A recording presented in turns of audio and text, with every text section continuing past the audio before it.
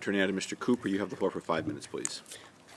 Thank you, Mr. Chair. Ms. Morgan, you have repeatedly said that where there is evidence of fraud or wrongdoing on the part of recipients, that will be considered for the purposes of eligibility. You emphasized time and again the word recipient.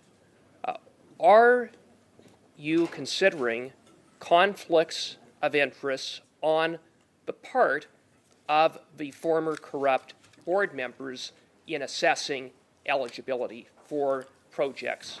Yes or no?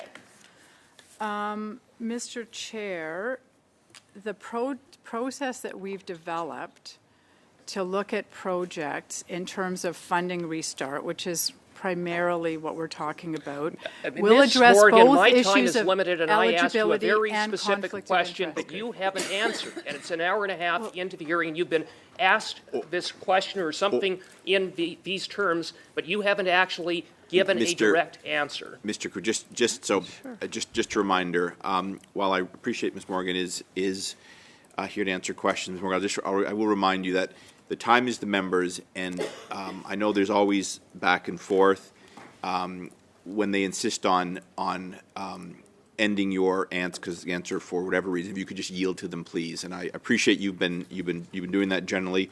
Time is limited, and we are coming to the end. So, Mr. Cooper, you have 4 minutes. You can restate the question, but I think it was heard. Do you want to? Well, time is yours. 4 minutes. Yes or no? Are conflicts of interest on the part of the former corrupt board being considered, being assessed for the purpose of eligibility of those very projects that were approved and went out the door involving conflicts of interest of those board members? Yes or no? As we look at the process to restart funding, we will address issues of eligibility and conflict of interest for previously approved projects.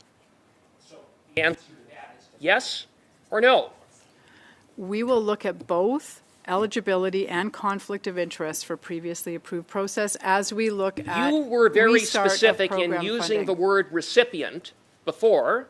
Now I'm asking you whether you are also considering conflicts involving board members. You have refused to answer yes or no on that very specific question. So I'll put it to you again, yes or no. Mr. Chair, as we look at different issues, different considerations come into play, and vis-a-vis Yes recoveries. or no? Point of order, of order, please. Chair. Point of order. Yes, Ms. Yep. Should let the witness answer and not badger her. Give her the time to,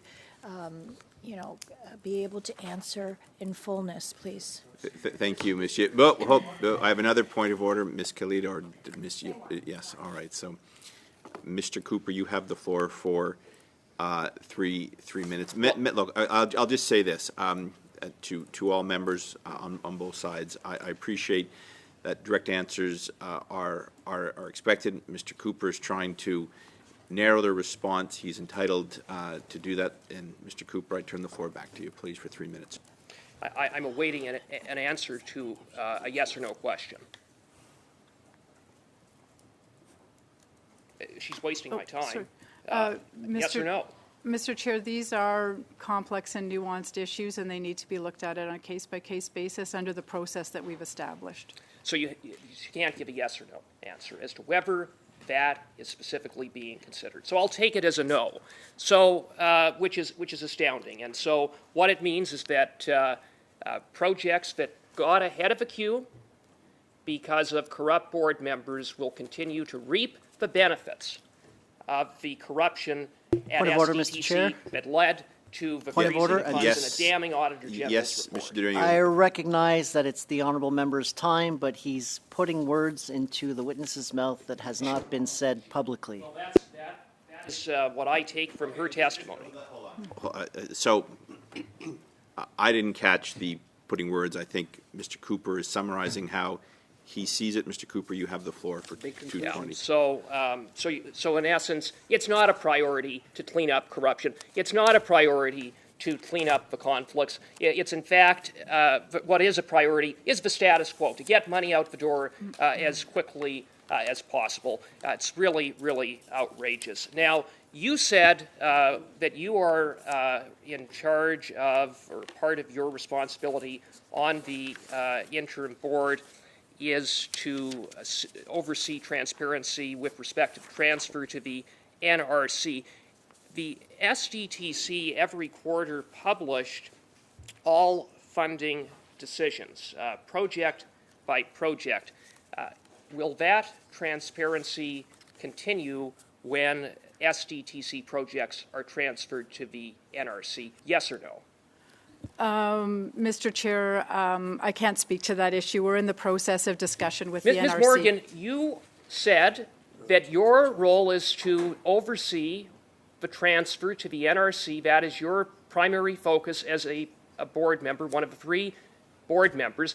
You said transparency is a priority.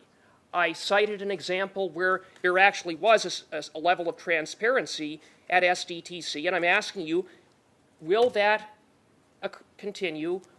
And if you can't answer that, are you at least taking steps to see that it will continue? Mr. Chair, we've got a process in place where we're working through all of these issues I with the asked NRC. you a simple question, and you dodge, once again, talking in generalities about process. Answer the question. I asked you very specifically about quarterly reports from SDTC. Point of order, Mr. Chair. Yes, Ms. Khalid. I don't think we're in the business of embarrassing or harassing witnesses that come before this committee. Look, Ms. Khalid, I appreciate this is frustrating, and these are good questions. And we're a Respectfully, parliamentary Chair, these are not committee questions, where these are statements. we're They are not which questions, the witness can refute. Mr. Cooper's being very specific with respect to his questions, and he is entitled to pose them. I would hope we would get an answer. But when he doesn't get an answer, he is entitled to drill down further. Mr. Cooper, you have the floor. Point of order, actually. Yes, Mr. Chair. When you say answer the question, you're not addressing that through the chair. I think that's what my colleague, I Ms. see. Khalid, All right. is Mr. trying to Cooper, say. then if you could send your questions through the appreciate it. Mr. Thank Chair, you. can the witness answer the question? Chair, the NRC is an independent organization, and I am sure that they will be very transparent. But I can't answer the specific question about whether they will follow exactly the same transparency procedures as SDTC.